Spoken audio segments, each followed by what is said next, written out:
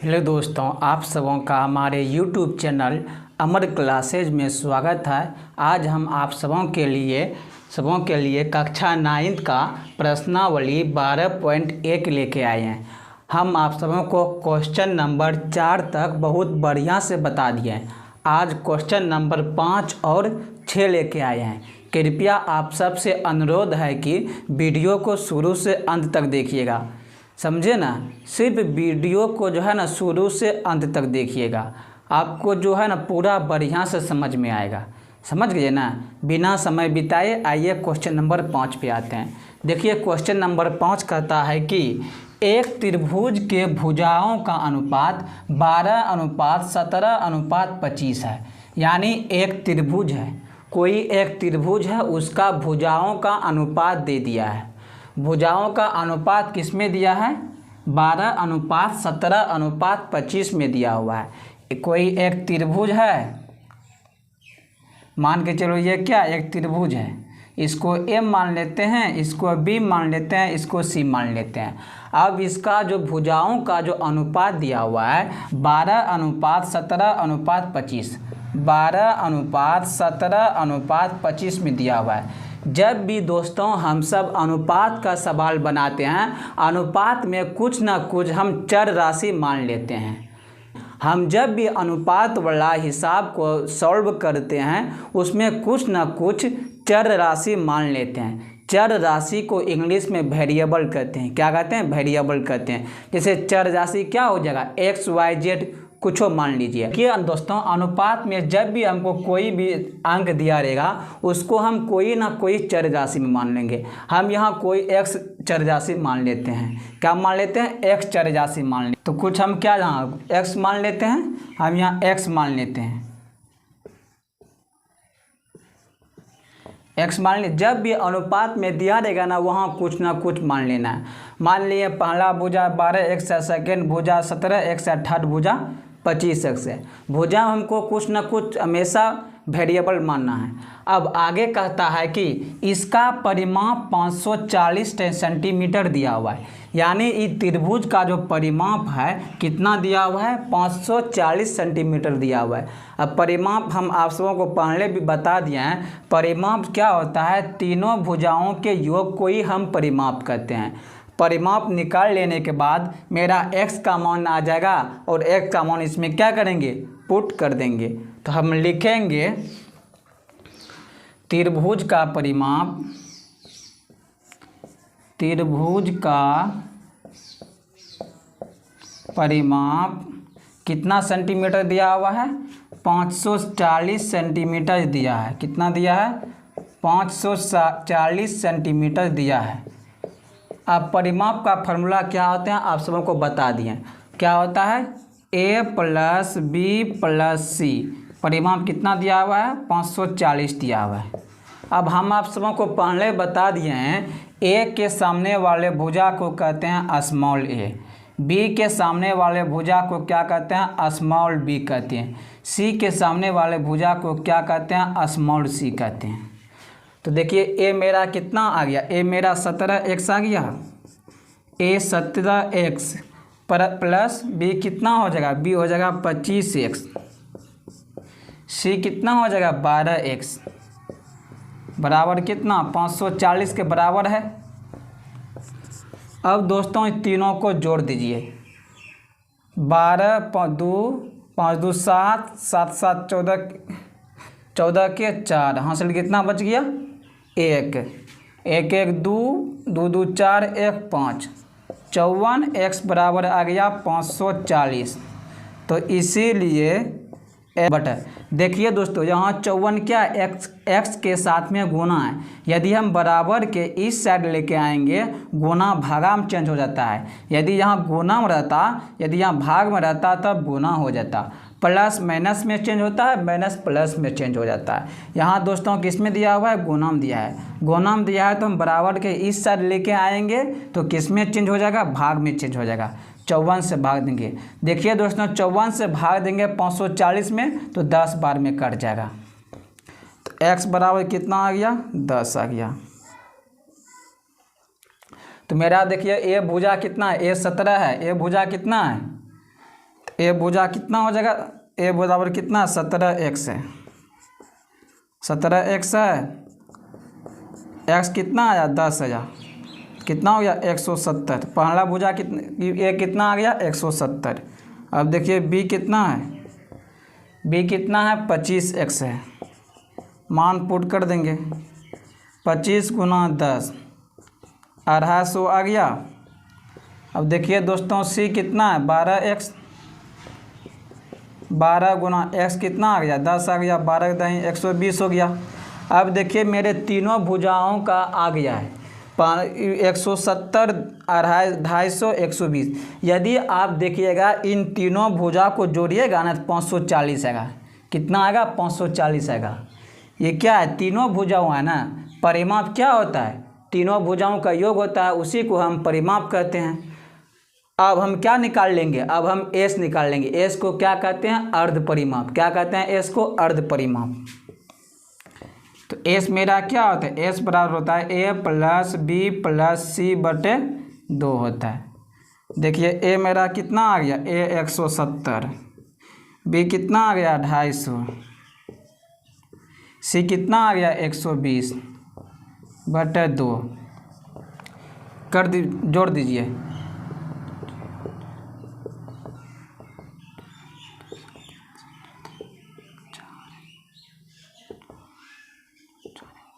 कितना आ गया 540, 2 से भाग दे दीजिए।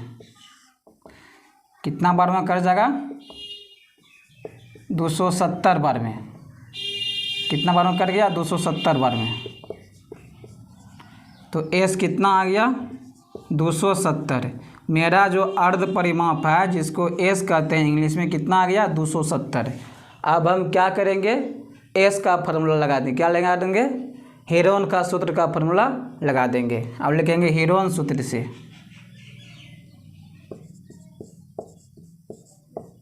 हेरोन सूत्र से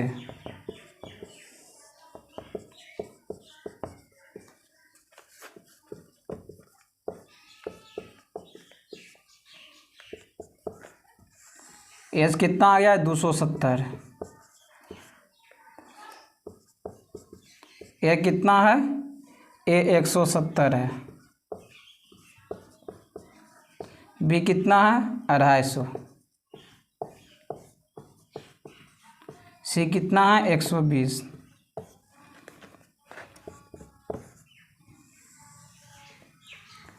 दो 270 गुना 270 में 170 जाएगा, कितना बचेगा 100 बचेगा। 270 में 250 घटाएंगे 50 20 70 20 बचेगा, गुना 270 में 120 जगह कितना बचेगा 0 बचा, 7 में से 2 गया 5 बचा, 1 बचा, 150 बच गया। अब देखिए दोस्तों आप सब क्या बन गया, इस सब का क्या निकालना है, वर्गमूल। आप सब जानते होंगे 100 का वर्गमूल कितना होता है 10 होता है, 10 दही 100, तो 100 का वर्गमूल कितना हो जाएगा 10, और सब अंदर में रह जाएगा 270 गुना 20 गुना 150। देखिए दोस्तों यहाँ जगह ना है, हम यहाँ आगे में आते हैं, इसको मिटाते हैं। इसको क्या करते हैं, इसको मिटाते हैं।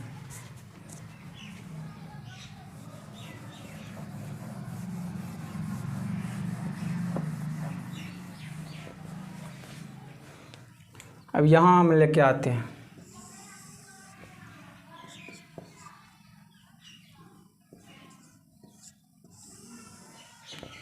270 है, 270 का क्या कर देंगे गुणनखंड कर देंगे।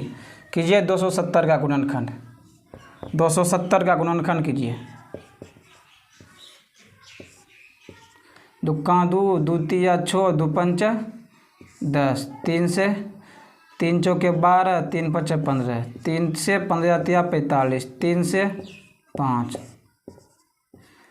देखिए दोस्तों क्या आ गया 2 आ गया, 3 गो 3 आ गया, एक ठो क्या आ गया 5 आ गया। इसको मिटा देंगे। अब 20 का गुणनखंड करेंगे। 2 से खा 2 दही 20, 2 पंच 10, 5 का 5 कितना आ गया 2 × 5 आ गया, इसको हो गया ये। अब 150 का गुणनखंड करेंगे, 75 दूना 150 3, 25 तिया 75 5, कितना आ गया 2 × 3 × 5 × 5, इतना आ गया। अब वर्गमूल में क्या करते हैं, 2 ठो में 1 ठो लेते हैं ना, तो 2 ठो में 1 ठो ले लेंगे। अब 10 गुना, देखिए दोस्तों यहाँ 1 ठो 2 यहाँ है, 1 ठो 2 यहाँ है, आ गया 2 ठो में 1 ठो। और दो देखिए 1 ठो 2 यहाँ, 1 ठो 2 यहाँ है, लग गया जोड़ा, 1 ठो 2 ले लिए। 2 ठो में 1 ठो लेना है, जो जिसका जोड़ा लगेगा ना उसी को लेना है, समझ गए ना। अब यहाँ देखिए जोड़ा लग गया, 3 ठो, 2 ठो में 1 ठो, और 3 है कहीं, अब देखिए यहाँ 3 है यहाँ 3, 2 ठो 3 में 1 ठो 3, पहले बता दिए ये सब। अब देखिए क्या है, 5 बच गया है, देखिए ये दोनों 5 में 1 ठो 5 ले लेंगे, ये दोनों 5 बच गया, 2 ठो में 1 ठो, और कोई बचा है, अब कोई नहीं बचा। अब सबको क्या करेंगे, गुना कर देंगे। देखिए दोस्तों 10 दूना 20, 20 पंचा 100, 100 100 गुना 5 500, 5 तिया 1500, 15 तिया 4500, 45 दूना 900। मेरा यूनिट किस में दिया हुआ है, सेंटीमीटर में दिया है ना, सेंटीमीटर में दिया तो क्या हो जाएगा सेंटीमीटर स्क्वायर। अब आते हैं 6 नंबर में। दोस्तों 6 नंबर क्वेश्चन क्या कहता है, 6 नंबर क्वेश्चन कहता है कि एक समद्विबाहु त्रिभुज का परिमाप, एक समद्विबाहु त्रिभुज का परिमाप 30 सेंटीमीटर है। एक समद्विबाहु त्रिभुज है, उसका परिमाप कितना सेंटीमीटर दिया हुआ है, उसका परिमाप 30 सेंटीमीटर दिया है। और आगे कहता है उसकी बराबर भुजाएं 12 सेंटीमीटर लंबाई की है। उसका जो बराबर भुजा है ना 12 सेंटीमीटर लंबाई की है। सबसे पहले दोस्तों आप सबों को जानना पड़ेगा कि समद्विबाहु त्रिभुज किसको कहते हैं। समद्विबाहु त्रिभुज उसको बोलेंगे हम जिसका 2 भुजा बराबर होगा, उसी को समद्विबाहु त्रिभुज कहते हैं। हालांकि हम पीछे वाले वीडियो को जब हम हेरोन सूत्र आप सबों को बता रहे थे, उसमें हम समद्विबाहु त्रिभुज को बता दिए हैं। समद्विबाहु त्रिभुज उसी को हम बोलेंगे जिसका 2 भुजा बराबर होता है। जिसका 2 भुजा बराबर होगा उसको समद्विबाहु त्रिभुज कहेंगे। तो देखिए यहाँ क्या कहता है, समद्विबाहु त्रिभुज, समद्विबाहु त्रिभुज बोला है तो आप सब समझ गए इसमें कितने भुजा बराबर होगा। समद्विबाहु त्रिभुज में 2 भुजा बराबर होता है। क्या होता है, 2 भुजा बराबर होता है। जैसे ये भुजा क्या है, बराबर है। समद्विबाहु त्रिभुज में 2 भुजा बराबर होता है ना, तो ये क्या, ये भुजा जैसे ये भुजा क्या, दोनों बराबर है। अब कहता है कि उसकी बराबर भुजाएं 12 सेंटीमीटर की है। अब ये दोनों भुजा की लंबाई है कितना दिया है, 12 सेंटीमीटर की दिया है। अब देखिए दोस्तों इसमें तीसरा भुजा नहीं दिया हुआ है, लेकिन हमको क्या किया है, हमको परिमाप दे दिया है 30 सेंटीमीटर। इसकी सहायता से हम तीसरी भुजा निकाल लेंगे, समझ गए ना। देखिए समद्विबाहु त्रिभुज किसको कहते हैं, समद्विबाहु त्रिभुज जिसका 2 भुजा बराबर होगा ना, उसी को समद्विबाहु त्रिभुज कहते हैं। यदि आप सब मेरे पीछे वाले वीडियो को नहीं देखे हैं तो एक बार मेरे पीछे वाले वीडियो जाके ध्यान से देख लीजिए, समझ गए, आपको पूरा बढ़िया से समझ में आ जाएगा। तो देखिए हम लिखेंगे यहाँ, आप सब जानबे करते हैं ए के सामने वाला भुजा क्या होता है, ए होता है। बी के सामने वाला भुजा क्या होता है, स्मॉल बी होता है। सी के सामने वाला भुजा क्या होता है, स्मॉल सी होता है। तो हम यहाँ लिखेंगे त्रिभुज का परिमाप 30 सेंटीमीटर दिया हुआ है। त्रिभुज का परिमाप 30 सेंटीमीटर दिया है। त्रिभुज का परिमाप क्या होता है, ए प्लस बी प्लस सी बराबर 30। ए कितना है, ए ज्ञात करना है। बी कितना है, 12 है। सी कितना है, 12 है। 30 ए बराबर ए प्लस 12 12 कितना हो गया, 24 बराबर 30। ए बराबर इधर 30 है, यहाँ 24 क्या है प्लस में है, बराबर के उस साइड भेजेंगे तो किस में चेंज हो जाएगा माइनस में। यदि यहाँ प्लस रहता तो बराबर के उस साइड भेजेंगे तो माइनस में आ जाएगा, यदि यहाँ माइनस रहेगा बराबर के उस साइड भेजेंगे तो प्लस हो जाएगा। तो यहाँ प्लस है तो किस में चेंज हो जाएगा माइनस में, -24। ए बराबर कितना आ गया 6, ए बराबर कितना आ गया 6। तो मेरा ये भुजा कितना आ गया 6 सेंटीमीटर आ गया। अब हम क्या निकाल लेंगे, एस निकाल लेंगे। त्रिभुज का तीनों भुजा आ गया है, हमको त्रिभुज का क्या पूछा है, तो इस त्रिभुज का क्षेत्रफल ज्ञात कीजिए। तो हम क्षेत्रफल निकालने के लिए पहले हम एस निकालेंगे तब ना, एस निकाल लेंगे। एस क्या होता है ए प्लस बी प्लस सी बटा 2। अब देखिए इसका परिमाप दिया हुआ है कितना 30 सेंटीमीटर। यदि आप सभी तीनों भुजा की लंबाई को जोड़िएगा ना कितना आएगा 30 आएगा। 30 बटे 2 कितना आ गया 15, कितना सेंटीमीटर 15। अब लगा देंगे हेरोन का सूत्र, हेरोन का सूत्र से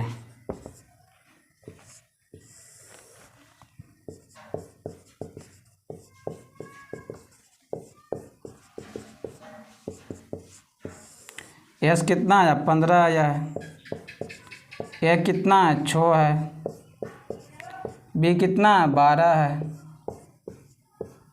सी कितना है 12 है। 15 गुना 9 6 15, 12 3 15, 12 3 15। देखिए दोस्तों 3 का 9 का वर्गमूल कितना होता है 3 होता है, 2 ठो 3 में 1 गो 3, क्या बच गया 15, 3 तिया 9 रूट 15 सेंटीमीटर स्क्वायर। समझ गए। आपको जो है ना सिर्फ ध्यान से वीडियो को देखना है, आपको कहीं भी दिक्कत नहीं होगा। देखिए यदि समझ में आया है तो मेरे वीडियो को लाइक कीजिए और सब्सक्राइब कीजिए। अब आज 12.1 ख़त्म हो गया, अब हम 12.2 का लेके आएंगे। आप सब वीडियो को ध्यान से देखिए। धन्यवाद।